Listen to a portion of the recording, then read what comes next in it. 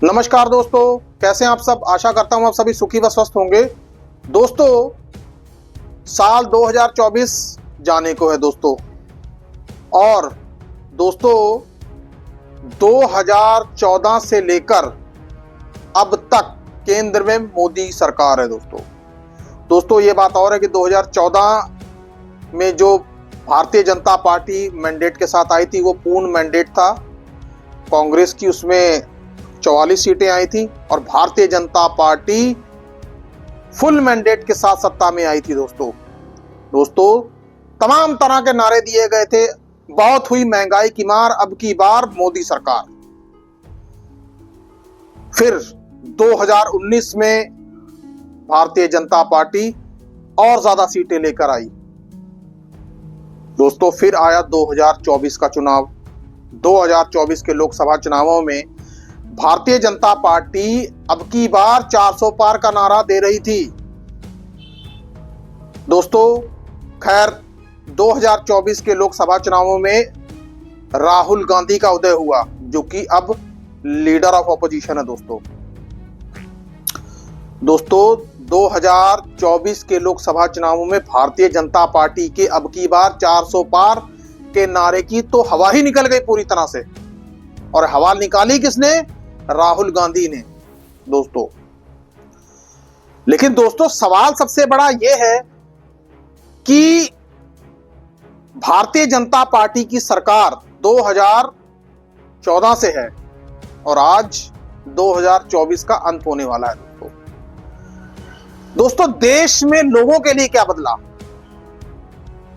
दोस्तों, देश में लोगों के लिए कुछ नहीं बदला दोस्तों, बल्कि देश के लोगों के हालात बद से बदतर होते चले जा रहे हैं दोस्तों। आखिरकार मिडिल क्लास का तो जीना ही दूभर हो गया है दोस्तों। खुद आरबीआई भी ये मान चुका है कि देश की अर्थव्यवस्था या जीडीपी अब गिरती ही चली जा रही है दोस्तों।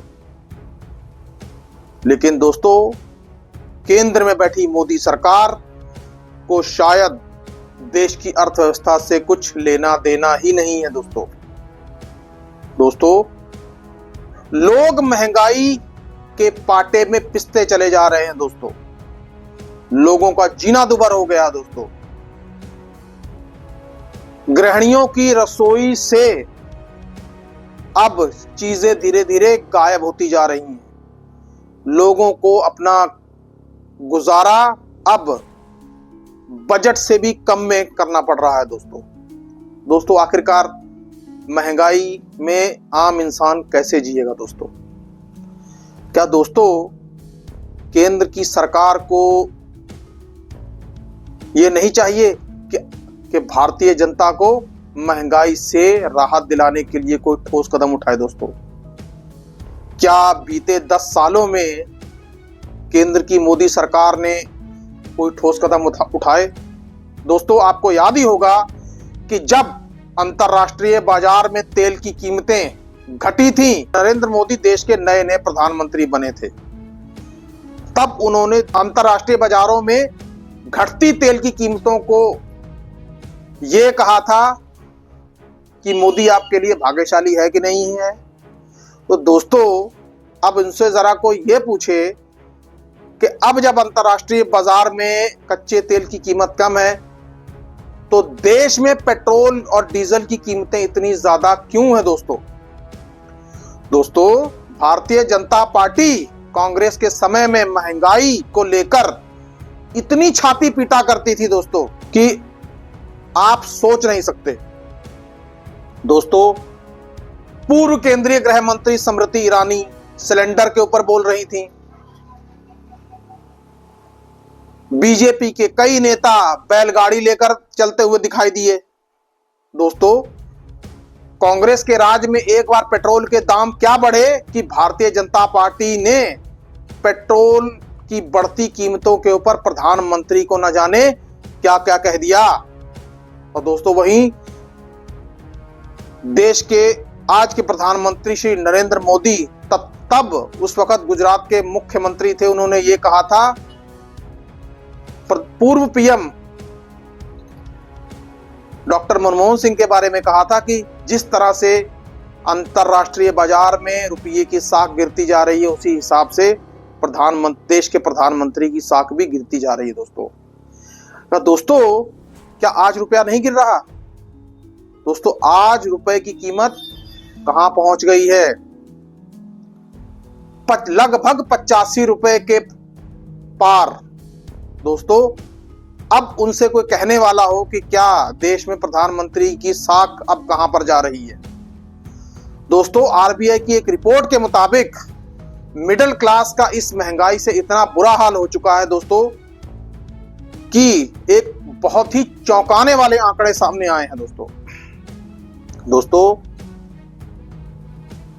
गोल्ड लोन लेने के मामले अब बहुत ज्यादा बढ़े हैं दोस्तों।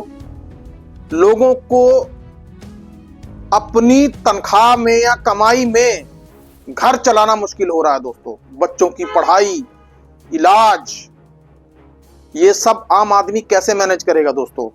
घर का खर्च चलाने के लिए लोग अब गहने गिरवी रखकर एनबीएफसी से या बैंकों से लोन ले रहे हैं दोस्तों। और तो सबसे बड़ी बात यह भी है कि वो लोग अपने गहने तक नहीं छुड़ा पा रहे दोस्तों,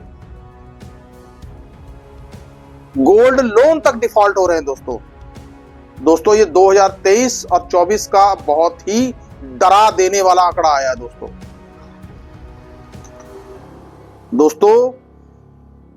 जिस तरह से अर्थव्यवस्था अब भारत सरकार की सिरदर्दी बनती चली जा रही है दोस्तों, भारत सरकार को चाहिए कि इस अर्थव्यवस्था को किसी तरीके से काबू में करें और आम जन को राहत दिलवाएं दोस्तों।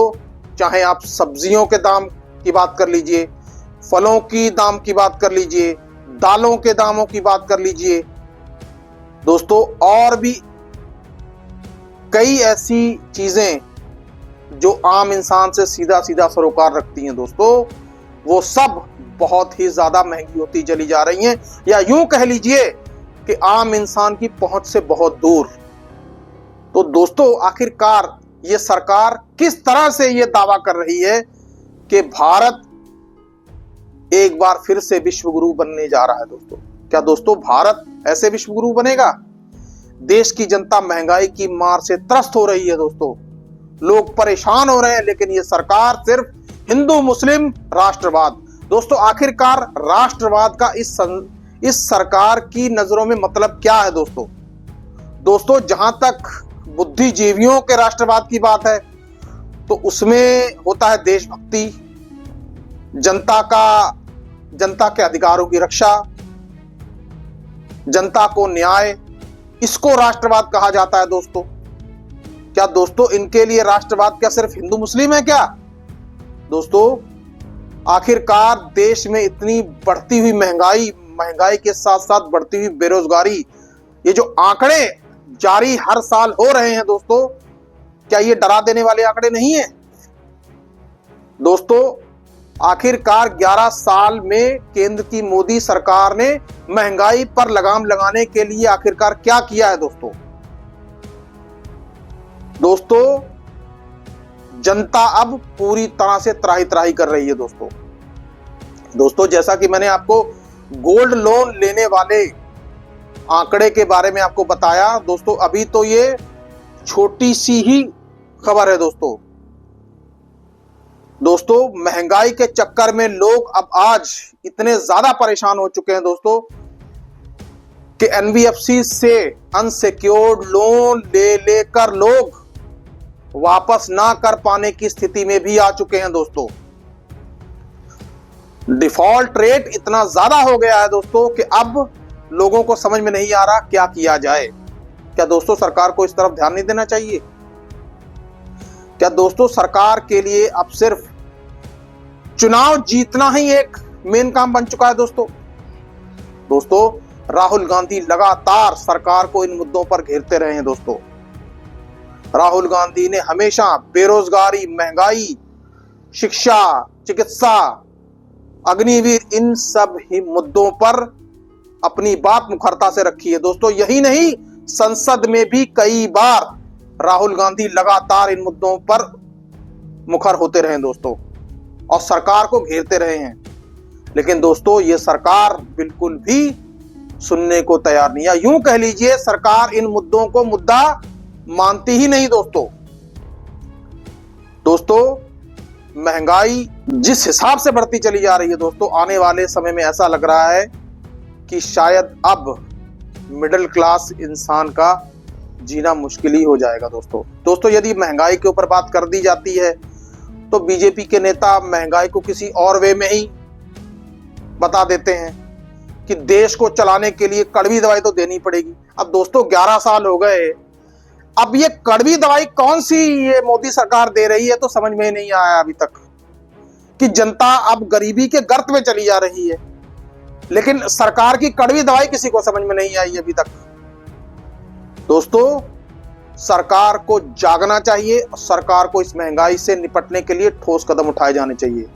सरकार को इन सब चीजों के कारण तलाशने चाहिए कि आखिरकार लोग लोन्स में क्यों फंस रहे हैं, लोन क्यों डिफॉल्ट हो रहे हैं दोस्तों, उनके साथ क्या समस्या आ रही है और गृहिणियों के घर से आइटमें अब धीरे धीरे क्यों कम हो रही हैं।